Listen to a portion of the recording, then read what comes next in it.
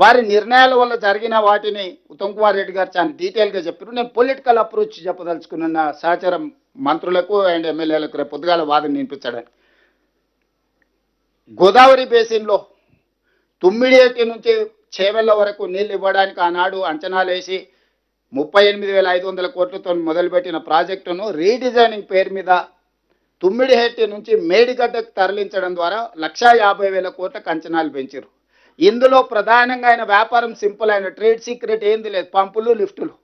ఎన్ని పంపులు ఎన్ని లిఫ్టులు పెంచితే చంద్రశేఖరరావు గారి ఇంట్లో అంత కనక వర్షం కురుస్తుంది. వేరే ఏ ఫార్ములా కనిపెట్టలే ఆయన.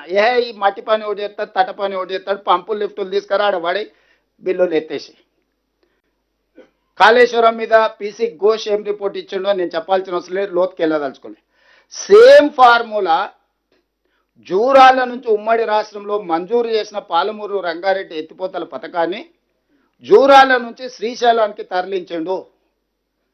3 స్టేజ్లలో ఉండే పంపులు 5 స్టేజ్లకు మారింది. 22 పంపులు కాస్త 37 పంపులుగా మారింది.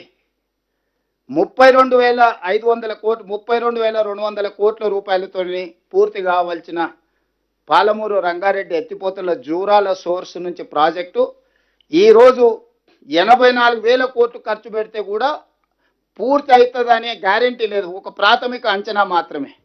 చంద్రశేఖరరావు గారి లెక్కల్లోనే 55,000 కోట్లకు పెరిగింది. ఇందులో ప్రధానంగా ఆయన సాధించిన విజయము 22 పంపులను 37 పంపులుగా మార్చిండు. 3 స్టేజీలో ఎత్తాల్సిన లిఫ్టులను 5 స్టేజీలోకి ఎత్తిండు.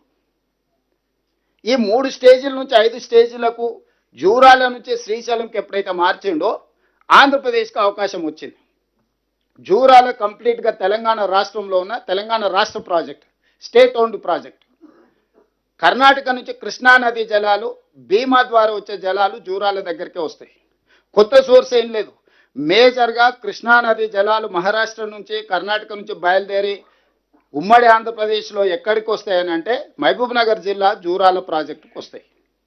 నీళ్లు వచ్చినప్పుడే జూరాల నుంచి మనం లిఫ్ట్ చేసుకొని మొత్తం మహబూబ్ నగర్ జిల్లా, రంగారెడ్డి జిల్లా, నల్గొండ ఎక్కడికి తీసుకెళ్ళా తెలంగాణకి ఎక్కడికైనా తీసుకెళ్ళొచ్చు. ఆంధ్రప్రదేశ్ కృష్ణా బేసిన్లో వాడట్లేదు కృష్ణానది జలాలను, పెన్నా బేసిన్కి తీసుకెళ్తున్నారు. ఈరోజు పోతిరెడ్డిపాడు ద్వారా వీటన్నిటిని తీసుకెళ్లి పెన్నా బేసిన్కు తరలిస్తారు. కాబట్టి మేము ఎట్టి పరిస్థితుల్లో బేసిన్ బయటకు తీసుకెళ్లడానికి మేము ఒప్పుకోము. కృష్ణా బేసిన్ అవసరాలు తీరిన తర్వాతనే అంతర్జాతీయ జల విధానం ఉన్నది కాబట్టి కృష్ణా బేసిన్ అవసరాలు తీరితేనే పెన్నా బేసిన్కి తీసుకెళ్లాలి. కాబట్టి ఆంధ్రప్రదేశ్ ఏదైతే పెన్నా బేసిన్కు తరలించకపోతుందో ఆ పెన్నా బేసిన్ తరలింపును పూర్తిగా తక్షణమే ఆపండి అని ఫస్ట్ అపెక్స్ కౌన్సిల్లో ఉమాభారతి దగ్గర జరిగిన మీటింగ్లో చంద్రశేఖరరావు గారు వాదించాల్సిన అవసరం ఉండే, అది వాదించలేదు. ఇంతకుముందు ఉత్తమ్ కుమార్ రెడ్డి గారు 4 ప్రాతిపదికలు ఈరోజు మనం వాదన ఏదైతే వినిపిస్తున్నాం వివరాలు మీకు చెప్పాడు.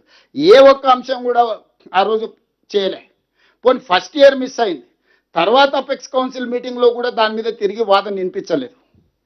సో ఈరోజు ప్రధానంగా ఆంధ్రప్రదేశ్ కృష్ణానది జలాలను పూర్తి స్థాయిలో ఆధిపత్యం సాధించడానికి కారణం చంద్రశేఖరరావు గారు తీసుకున్న 2014 నుంచి 2023 వరకు జరిగిన నిర్ణయాలు. రెండవది, ఈరోజు పాలమూరు రంగారెడ్డి ఎత్తిపోతలు ఎందుకు వివాదాస్పదమైంది? జూరాల నుంచి నువ్వు శ్రీశైలం తరలించడంతో ఆంధ్రప్రదేశ్ కేసు వేయడానికి అవకాశం వచ్చింది. నువ్వు ఆ ప్రాజెక్టును 2022 వరకు డిపిఆర్ఏ తయారు చేయలే. ఎందుకు చేయలే? డిపిఆర్ తయారు చేస్తే పబ్లిక్ డాక్యుమెంట్ అవుద్ది. పబ్లిక్ డాక్యుమెంట్ అవుతే 32,200 కోట్ల నుంచి 75,000-80,000 కోట్లకి ఎప్పుడైతే అంచనాలు పెరిగినాయో అది ప్రజలందరికీ తెలిస్తే, కాస్ట్ బెనిఫిట్ రేషియో మీద మొత్తం చర్చ జరిగితే, చంద్రశేఖరరావు లిఫ్టుల పంపుల కంపెనీ యజమాని ఏం దొంగతనం దోపిడీ చేస్తుండ్రో ఆ దోపిడీ బయటకు వస్తుందని చెప్పి 7 ఏళ్ళు ఆయన డీటెయిల్ ప్రాజెక్ట్ రిపోర్టే తయారు చేయలే. 20,000 కోట్లు కాంట్రాక్టర్లకు బిల్లులు ఇచ్చే వరకు చేయలేదు. 2019లో పబ్లిక్ హియరింగ్ పిలిచిండు, పబ్లిక్ హియరింగ్ చేయలే. 2020లో పబ్లిక్ హియరింగ్ పిలిచిండు, పబ్లిక్ హియరింగ్ చేయలే. ఈ లోపల ఎవడో ప్రబుద్ధుడు పోయి